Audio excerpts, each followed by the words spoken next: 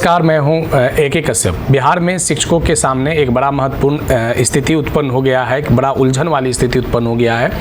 वह उलझन वाली स्थिति क्यों आया है कि 8:30 या 9:30 यानी 8:30 तक या 9:30 तक या विभाग कुछ ऐसा आने वाले समय में बहुत जल्द में कुछ ऐसा शिक्षकों के लिए निर्णय लेने जा रहा है कि विद्यालय आने की कोई आवश्यकता नहीं है, जैसे पहले अनुमान लगाया जा रहा था।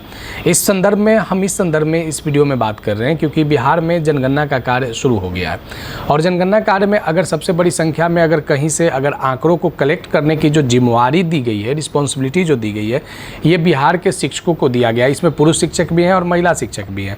अब स्थिति ये उत्पन्न हुआ है कि कुछ खास जो अलग अलग जिलों में कुछ महत्वपूर्ण रूप से जिला शिक्षा पदाधिकारी स्तर से लेटर को रिलीज किया जा रहा है कि जो शिक्षक जनगणना कार्य में लगे हुए हैं, यानी जो दोहरी कार्य, उसे आप समझ सकते हैं कि दो कार्य विद्यालय संचालन में भी शामिल होना है और जनगणना भी जाकर करना है, यानी जो दोहरी कार्य वाली स्थिति है। अब दोहरी कार्य करने के कारण शिक्षकों में अब एक जो समय का बॉन्डिंग था, सभी लोगों को ये सोच था कि सुबह में जाएंगे और गर्मी के महीने हैं, अधिकांशतः लोग 9 बजे से पहले तक घरों में मिलते हैं, जो रोज़मर्रा के कार्यों में लगे रहते हैं। अब यहाँ पे एक अलग यहाँ पे उलटफेर हो गया जिला शिक्षा पदाधिकारी स्तर से। अलग अलग जिलों में ये लेटर निकाल दिया गया, कहीं ये हवाला दिया गया कि राइट टू एजुकेशन का नियम का पालन हो, कहीं ये दिया गया कि नहीं आपको 8:30 और कहीं 9:30 तक आपको विद्यालय में आना है और उसके बाद ही आपको जाके जनगणना के कार्य में लगना है। अब स्थिति ये उत्पन्न हो गया है कि लगभग 125 घरों से अधिकतम 150 घरों तक शिक्षकों को ये कार्य मिले हुए हैं आंकड़ों को कलेक्ट करने के लिए। अब लगभग अगर 1 महीने के इस कार्य दिवस की अगर बात करें, 2 मई से 31 मई तक जो प्रथम चरण चल रहा है, तो लगभग 5 घरों का डेटा प्रतिदिन चाहिए और वो भी ससमय चाहिए। अब स्थिति ये है कि मतलब कंटिन्यू शिक्षक अगर काम करेंगे विद्यालय आने के बाद, 6:30 से 9:30 तक विद्यालय में रहिए और उसके बाद आप ग्राउंड पे जाके आप डेटा को कलेक्ट कीजिए जनगणना से संबंधित। अब इसको लेकर जो शिक्षक हैं काफ़ी महत्वपूर्ण रूप से असमंजस में स्थिति आ गई है।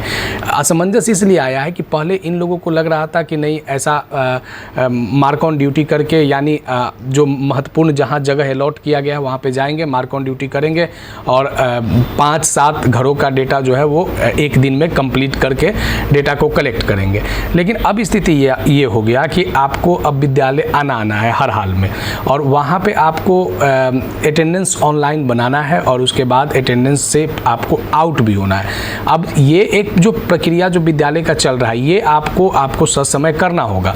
अगर आप इसमें अगर लापरवाही बरतते हैं तो विभागीय स्तर पे आप पे कार्रवाई हो जाएगा। अब स्थिति ये है कि आपको डेटा कलेक्ट करने के लिए आपको 9:30 तक विद्यालय में आपको रहना होगा।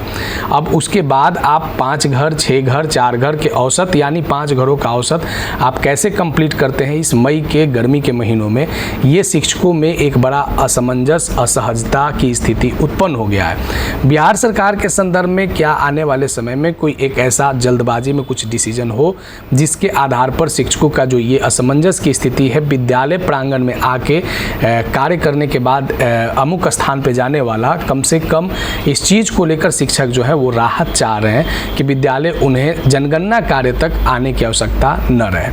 अलग अलग प्रिंट मीडिया में भी इस बातों को उठाया गया है, लाया गया है कि शिक्षकों में किस तरीके से असहजता उत्पन्न हुआ है। अब यहाँ पे स्थिति ये है कि अगर कोई महिला शिक्षक जो अपने मूल विद्यालय से अगर 1-1.5 किलोमीटर के डिस्टेंस पे अगर जनगणना कार्य में लगी हुई है, तो पहले उसे विद्यालय जाना है, फिर उसके बाद जनगणना कार्य में जाना है।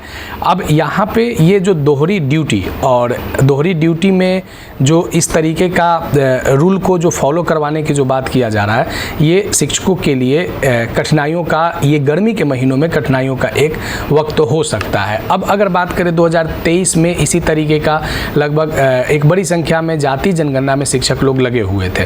2023 के जाति जनगणना में भी जो शिक्षक लगे हुए थे, तो उस समय भी मुख्यालय स्तर से जिला पदाधिकारी को लेटर रिलीज किया जाता था कि आप विद्यालय पठन पाठन को प्रभावित नहीं करेंगे। अब इस बार भी उसी चीज़ का हवाला दिया जा रहा है कि राइट टू एजुकेशन में पठन पाठन प्रभावित न हो। सरकार का जो एक आदेश है वो एक अपने स्तर पर है, और शिक्षकों का जो रिलीफ जो मांगा जा रहा है, ये मौसम को देखकर, डिस्टेंस को देखकर, इस तरीके का सरकार शिक्षक भी जो है, जो जनगणना कार्य में लगे हुए हैं, वे लोग रिलीफ मांगना चाह रहे हैं सरकार से कि हमें कुछ राहत इस विषय पर दिया जाए। तो बिहार में शिक्षकों के संदर्भ में ये जो जनगणना 2026 जो है, ये 1 महीनों के कार्य जो है, ये काफ़ी महत्वपूर्ण और दिलचस्प है। आने वाले समय में कितना जल्द इस पे कुछ महत्वपूर्ण शिक्षकों के पक्ष में कुछ बातें आते हैं या नहीं आते हैं, ये बड़ा असमंजस की स्थिति है। अगर अभी आप नए जुड़े हैं तो चैनल को जरूर सब्सक्राइब करके बेल आइकन को दबा दीजिएगा। वीडियो अच्छा लगेगा तो लाइक शेयर जरूर कीजिएगा। कोई सुझाव होगा तो आप कमेंट में लिखिएगा। मिलेंगे आगे नेक्स्ट वीडियो नेक्स्ट टॉपिक में। धन्यवाद।